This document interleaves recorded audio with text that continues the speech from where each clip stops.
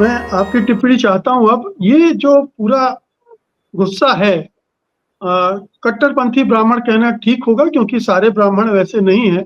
एक वर्ग है ब्राह्मणों का जो वर्चस्व अपना बनाए रखना चाहता है, वो श्रेणीबद्धता कायम रखना चाहता है क्योंकि तभी उनका महत्व और श्रेष्ठता बनी रह सकती है। तो ये उनकी प्रतिक्रिया है, लेकिन इस तरह की प्रतिक्रिया इसे किस तरह से देखें? बहुत शुक्रिया मुकेश दा, आपको भी शुक्रिया कि आप ऐसे चर्चा लायक इस विषय को समझ रहे हैं। और अनुराग कश्यप का शुक्रिया कि फूले के बायोपिक फिल्म बन रही है। उस पर 11 अप्रैल 2025 को जब महात्मा फूले की जयंती थी, वो फिल्म रिलीज की जानी थी।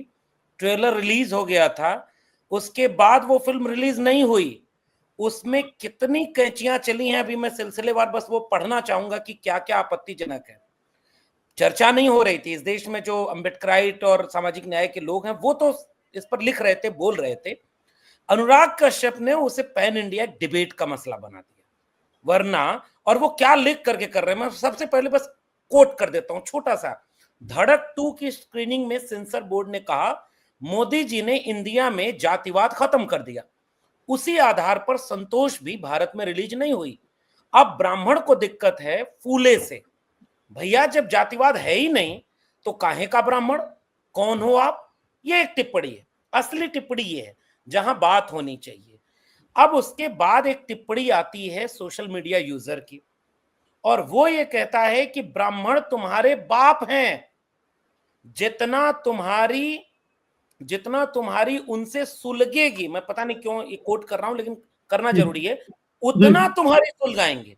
इसके रिप्लाई में अनुराग कश्यप ने एक थोड़ा सा आपत्तिजनक बात कह दी जिससे हम सहमत नहीं हो सकते। और वो एक आवेश में, प्रतिक्रिया में एक टिप्पणी कर दी गई है। हालांकि उसको दूसरे ढंग से भी कहा जा सकता है, लेकिन आप क्षोभ देखें।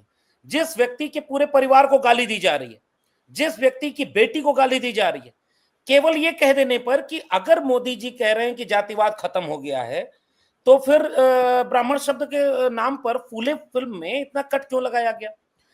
क्या इस तर्क को आगे बढ़ाकर इस डिबेट को पैन इंडिया नहीं खड़ा किया जा सकता कि क्या मुगलों का कोई अस्तित्व तो बचा है कि छावा फिल्म बना करके आप सिनेमा में दिखा रहे थे, आप उसको प्रोपोगेट कर रहे थे पूरे देश में? कश्मीर फाइल दिखा सकते हैं, केरला स्टोरी दिखा सकते हैं, फूले पर फिल्म नहीं दिखेगी। फूले पर अब आते हैं, जरा 2-3 छोटे से प्रसंग ले लें। महात्मा फूले पर जो फिल्म बनी, मैं भी कोट करूंगा, हमारे साथ अशोक भारती साहब बैठे हुए हैं, बहुत वरिष्ठ, और पूरा उन लोगों का बहुत कुछ हम लोग सीखते हैं। जी, महात्मा फूले की जीवनी एक किताब है राष्ट्र नायक नाम से, कि वो महात्मा फूले की जीवनी एक तरह से लिखी गई। उनका हिंदी में, मराठी में, देश के कई भाषाओं में महाराष्ट्र सरकार ने पब्लिश किया है। ज्योतिबा फूले की राइटिंग्स को पब्लिश किया है। किसान का कोड़ा से लेकर शिवाजी का पवाड़ा से लेकर के स्लेवरी यानी गुलामगिरी। और महात्मा फूले की जयंती के दिन आदरणीय प्रधानमंत्री जी ने वीडियो संदेश जारी करके पूरे देश को बधाई दी कि एक जननायक, एक समाज सुधारक महात्मा फूले हैं। और महात्मा फूले ने गुलामगिरी में क्या लिखा है अगर हम पढ़ दें तो मुकदमा हो सकता है। अब आप पढ़ नहीं सकते ज्योतिबा फूले पर, उनकी मूर्ति पर माला पहनाइए, डॉक्टर अंबेडकर की मूर्ति पर माला पहनाइए, दीक्षा भूमि प्रधानमंत्री भी जाएंगे, लेकिन देश किसका बनाएंगे? फूले, अंबेडकर और पेरियार और लोहिया का नहीं, गांधी का नहीं, गोडसे, गोलवलकर और हेडगवार का हिंदू राष्ट्र बनाएंगे, लेकिन मूर्ति पर माला, विचारों पर ताला। अब फिल्म में दिखा दिया कि उस जीवनी के मुताबिक महात्मा फूले ने बाकायदे ये बात लिखी है, उनके जीवन का एक हिस्सा इतिहास है, कि जब पहला स्कूल 1 जनवरी 1848 को पुणे के भिड़ेवाला में खोला गया, पत्थर मारे गए।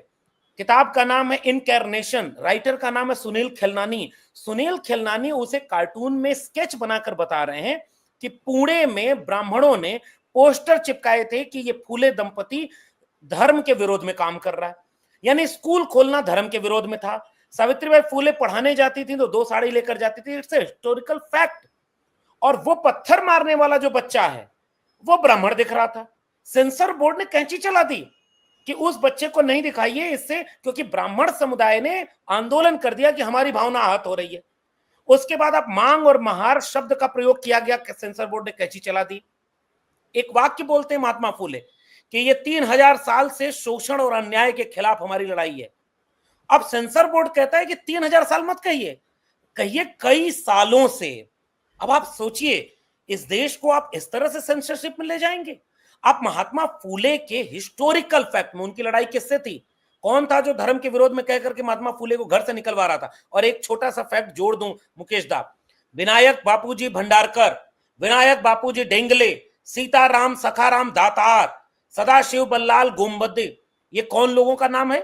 जिन ब्राह्मणों ने ज्योतिबा फूले का साथ दिया।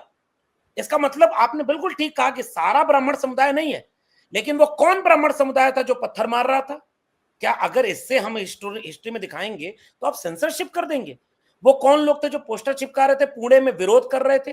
महात्मा फूले को पूरे जीवन इस ब्राह्मणवाद से लड़ना पड़ा, और स्लेवरी को अगर हम कोट करने लगे, दोनों ने इसे प्रकाशित किया। इसका मतलब इस पूरे विवाद पर केवल ये कहना है, अगर इस देश के 90% बहुजन महात्मा फूले का जीवनी पर आधारित बायोपिक को रिलीज नहीं करवाने में कामयाब हो पाए, तो ये हमारी नाकामी होगी।